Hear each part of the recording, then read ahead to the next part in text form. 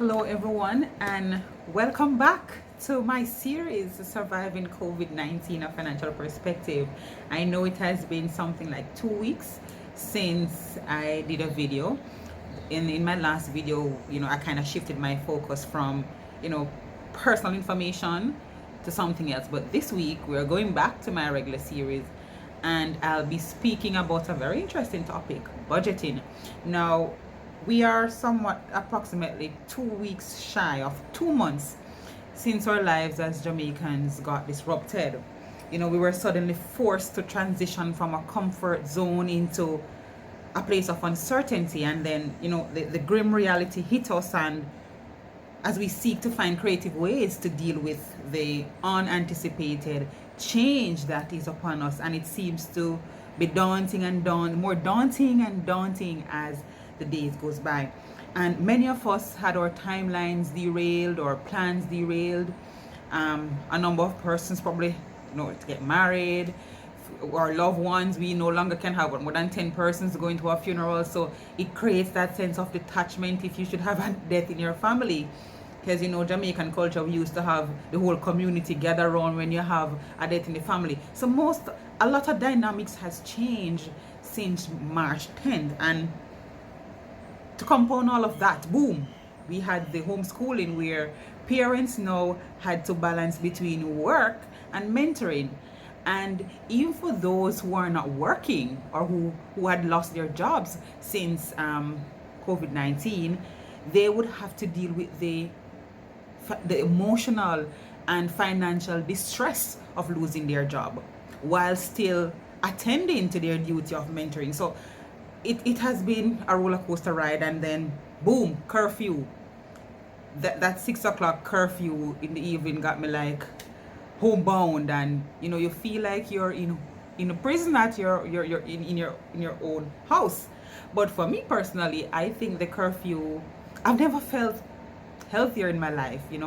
The fact that I can now spend more time with self, more exercise, meditation, and it just gives you a little sense of a better sense of well-being. And it's just a pity that it took crisis like this for us to realize that we need to spend more time with self. But to even compound it again, the gossips that about the economy becoming normal again faded, as we have come to realize that this May, June, July deadline, May, June, July projection that we had was rather ambitious and unrealistic, because we're now at what, April 27th, and with 305 cases in Jamaica as of yesterday, and the numbers keep mounting every day. Who knows? Probably we won't see normalcy again until December, even 2021. But let's be optimistic, and we the good news is that we have survived thus far, and our strong will and drive will allow us to overcome. We are a strong people, we are a determined people. Now, so back to finance and personal responsibility. Now, did you know that there are ways in which you can overcome your financial crisis? As we tide over these difficult times, individuals and families can take calculated steps to manage their finance in a time of financial crisis, as we are experiencing now. And although COVID-19 continue to have a negative impact globally, a few smart decisions can help us common people, me and you, to maintain healthy finances. And I'll be looking over the next 2 videos 8 ways, no particular order, that we can manage our personal finances. So I'll be looking at 4 today, and I'll be looking at 4 in a subsequent video. Now, budget. What really is a budget? I'm not going to give you the Investopedia and the book definition of what a budget is. Simply put, in layman term, a budget is a statement of what you earn or plan to earn versus what your expenses are, or your current expense or your future expense. So it's a statement of what comes in and what goes out. That's as simple as it can get. Now, most of us, and it's not unique to Jamaicans, when we hear the word budget, we start to shiver, because we feel like you have to have a degree to do budgeting and all of that. No, Your personal budget, all it takes is discipline and commitment to it. Now, the first thing you need to know is you need to, let me look at my script because I don't want to miss any one point. Now, the first thing you need to know is to know where you stand. And when I said know where you stand, I mean, is it a case where you have lost your job? You were laid off? You had to take a pay cut? Maybe you're still employed, but your spouse lost his or her job. So looking at these different scenarios, you'll be able to see exactly where you are financially as it regards to the income section of your budget. For example, if your income was cut by 50%, right, then obviously your expenses should cut by 50% unless you plan to run on a deficit for the rest of the year, right? If it's a fact where you are still employed but your spouse is no longer employed, you might find that now you need to put some more in terms of spending. And I know that's an issue when it comes on to the wives, you know. Ladies are normally very tight, and when they're the breadwinner, you know, it's always a matter of contention. But let's not talk about that today. So whoever the spouse is who is unemployed, whether the male or the female, the other spouse will have to take on more responsibility.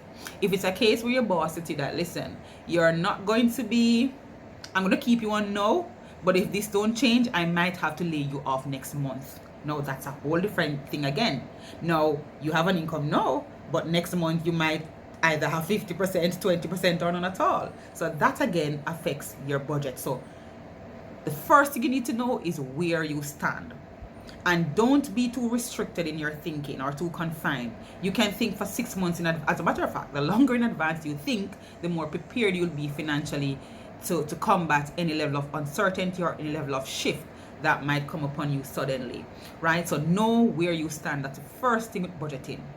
Know your money business, right? Know how much you're earning, how much you're going to earn, whether or not you're going to have a job, whether or not your spouse lost a job. So all of that has to be taken into consideration when you're talking about putting a personal budget together. Now, the next thing you need to do is to re-evaluate your budget, right? And for those who never did a budget in their lives, no problem. Most people don't even have a budget. Some persons I talk to, they'll say, oh, I have it in my head. I know my inflow and my outflow, right? Now, for me, I have a budget that I work with, and trust me, my budget is very detailed, right? But I'll talk about my personal budget after this video. Now it's about sharing information with you guys. Now, the second thing is to re-evaluate your budget. Now, there are two sides to a budget, as I mentioned before. You have what you spend over here and what you earn over there, right? So what you have, if what you spend is more than what you're earning, the bright guys say you'll end up in a deficit or a loss, right? If what you earn is more than what you spend, then you'll have a profit or a surplus, right? Now, if what you earn and what you spend is the same thing or the exact thing, then we have what we call a break even, right? Now, re-evaluate your budget. Now, if you had a budget before COVID-19, without putting much thought into it, you have to change it because things change. Even if you still have a job, as I mentioned before, other things may have changed. Look at the situation now we have with homeschooling. Kids are now home. So maybe you had projected 15,000 per month for your JPS bill or your light bill, 10,000 for your water rate. Now the kids are home, multiply that by 2. So even if you still have a job, you still need to reevaluate because situation changes. And again, the price of commodities now are moving. I mean, I went to the market the other day, and everything, simple things like garlic, cabbage, banana, things like that that we always buy and seem to be so cheap, they are now, you know, very expensive because it's in demand, so that the vendors hike the price. So as basic as that is, the prices are changing. So you have to re-evaluate your budget. The budget you had before COVID-19 should not and cannot and is not sustainable at this time, right? Another thing you need to do is to reduce your spending. And I find it quite interesting that, you know, people are still spending. I go to the supermarket every day, and well, not every day, sorry. I respect the curfew. Not every day, and the social distancing. So I'll go to the supermarket every week or every other week in some instance, and it's still packed with people stocking up and buying. Now, when you're in a financial crisis, especially if you're one of the persons who got a hit, you're laid off or you have lower income, ladies and gentlemen, you have to reduce your spending. As I said before, if you spend more than you earn, you're going to end up with a loss, right? So maybe you have to go borrow some money from your neighbor, from a friend, and right now, I don't think anybody has money to lend anybody right now. Even the banks, have reservations in lending now because it's so uncertain. Now, when I say reduce your spending, there's some spending that it's quite unavoidable. You can't do anything about it. For example, you have to pay a light bill. But there are ways you can reduce the amount that you pay for light bill. So you're home now, and usually when you're working, you might wash 3 times a week. No, clump everything together and wash 1 time for the week. Iron 1 time for the week. You might have AC in the living room, AC in your bedroom, and you can't sleep in the heat. It's like you're gonna pass out. We have to make adjustments to our preferences. Why not buy two heavy duty fans, right? Because we know that air conditioner uses a lot of electricity. So why not be a little more financially savvy and say, okay, if you have a fan, start work the fan a bit. And when the kids are home in the days, once they finish their school thing on their tablets or computer, tell them to go outside and catch fresh air. Don't sit in the living room on the AC watching TV. And since I touched on that point, let me say that if you're going to change the modus operandi, if you're going to change the way you operate as a household head, as a mother, a father, a husband, or a wife, you need to include the children. Let them know that, Kaylee or whatever the child name is, or Brandon, no, daddy not working, so you can't be on the TV all day. We need to talk to them. They understand. Let them know that certain privileges that they would have enjoyed before, you can't sustain it anymore, right? And trust me, they will understand, because these children they're very smart, right? Let them go outside and play in the days, right? When you look at, I went to the supermarket one day and I saw this person. It's like she's taking off all the tissue off the counter. I mean, I wonder if she had a hospital running at her house. No, persons, you need to stop hoarding. I think the government has done enough to ensure that basic commodities are available, because since March 10, unless in some of the parish that I don't know about, there has not been a shortage of sugar, flour, rice, butter, cooking oil, bread, those things that we use every day, that we consume. So you don't have to hoard. You don't need to buy 10 pounds of flour this week, 10 pounds of rice, and next week you go back and buy another 10 pounds. Manage your spending. Because sometimes when the children see a lot of things in the house, they tend to eat it, right? And they are kids and they really can't hold it hungry. But if you don't have it there, trust me, they're not going to pass out. I can tell you that. They are not going to pass out. Buy on an as-need basis. And that's very important in managing your budget in a time of crisis. Buy only what you need, right? This is not the time to buy all the nice to have. This is the time to buy the things that you need to have for yourself and your family. Now, when you look at water, cutting back on water, I mean, you have probably used to come in and do your long bubble bath and you relax in the jacuzzi, you have water pumping like Niagara Falls. Now, you can stop that. As a matter of fact, one lady said to me that she started full her bath pan in her bathroom. So instead of turning on the shower, she full the pan and go in and bathe from the pan. And most of the uptown persons won't know about that levity, but as a country girl, I can tell you, bath pan shower can be really refreshing if you know how to.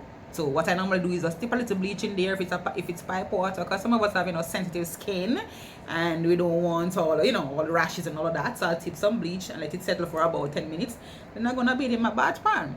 Now that's just some simple ways to cut expenses. As I said, fan versus AC. If you have a treadmill, most of your home now, and I see most Jamaicans now, doing exercising and stuff like that, and that's very good. But if you have a treadmill, it can put some big figures on your light bill. So instead of running the treadmill at home, why not do a road run? So if you get up in the morning, instead of running on the treadmill for half hour. Walk in your community, run in your community for half hour and come back and leave the treadmill until after COVID-19 when you start seeing some, some money again. So that's just some simple ways. If you have a dryer at home, a wash and a dryer, this is Jamaica, the land of wood and water and sunshine and white sand beaches. You don't have to use a dryer right now. You can hang the clothes outside and let the sun dry them, because dryer uses a lot of electricity. So it's just for us to understand that in a time like this, we have to put personal preferences. If we were spoiled or we were socialized in a particular way of living, we can adjust. Trust me, we can adjust. Because if situation gets worse, I'm sure we're not gonna die. We have to adjust. And when your kids see you as the adult in the house making those changes, they too will be inclined. Because you can't tell me as a child to turn off the TV, but yet every day you go on the treadmill, mommy, really? And these kids are gonna ask you that question. So we have to set principles and live by them as well. Now, the final thing that I'm going to look at is create non-cash income. Now, non-cash income is there. What's that? I mean, non-cash income is really the pretty phase of saying cut back and save some of your money. For example, you had gym membership that expired the end of April. Don't renew it. You don't have to renew it. As I said, the good old road run, walk, stretch, jumping jack, skipping rope, that's all you need right now to burn quite a number of calories, right? You can look at, most persons would have had a living helper, of course. Most living helpers now, they don't have a job right now. So the helper used to clean, cook and all of that. Now the wife or the children would have to assist with that. And that's a way of creating non-cash income. So you don't get real cash in your hand, but you save. So your income, it creates less dent in your income. Another thing too to look at is, do you have a skill? Something you're really good at and you can use it to make some money. I've seen Jamaicans exhibiting a level of industriousness since COVID-19 that I've never seen in my 30-something years on land. Look at even the mask, right? Everybody knows can sew masks. I see even some little girls making masks. The income might not be a lot, but in a time of crisis and distress like what we are in now, every dollar counts. If you are a teacher, well, teachers still getting paid, but say you were a part-time teacher and you lost your job, why not try online teaching? I saw this ad in the Sunday Gleaner yesterday. I saw the ad in the Western Mirror looking for English and math teacher to teach online until August. So find creative ways, and sometimes too we can step on a little bit off our pedestal and take something a little what we would call condescending, because if you don't have any money, you have to make money. And I'm not purporting that we do anything illegal, but we have some skills. You have some persons who are very good at in terms of academia. You have some university students, they have some projects doing, help them and charge them a fee. I mean, every dollar counts, and as much as we can create non-cash income. Tap into your skill, tap into your potential. Trust me, we all have something in us that can make us make money, right? For me personally, I find joy in helping people. So I might not charge my service, but if tomorrow morning my boss said, listen, Miss Johnson, you need to go home, I'm gonna have to start charging for those services. So putting things into perspective, there are very creative ways in which you can create non-cash income, right? So that's a wrap today. Tomorrow I'll be looking at the other four, and just to give you a little idea of what the other four include, it includes do not ignore your loan and credit card payment, maintain your risk management profile, and do not sell. Yes, I know you are curious as to what that means. So tomorrow I'll be looking more at deeper into finances as it relates to liabilities. So we'll take it from there tomorrow. So thank you guys for watching. Off to take care of some personal engagements, and I'll see you tomorrow in my next video. Adios.